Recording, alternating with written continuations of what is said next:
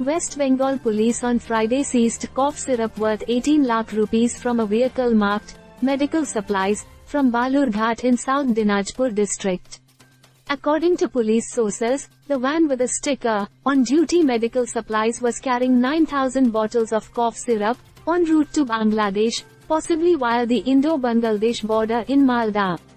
"We suspect the bottles were supposed to be smuggled to Bangladesh," said South Dinajpur SP Rahul Dey.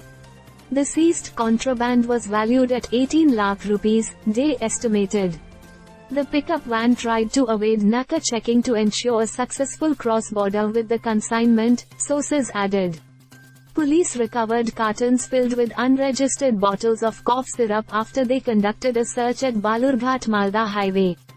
The driver and the helper of the pickup van, identified as Raja Havari, a resident of Bihar, and Sanjeev Ghosh, from Nebaza of Gangarampur, have been detained in the case and a probe has been initiated into the case, SP Dey informed.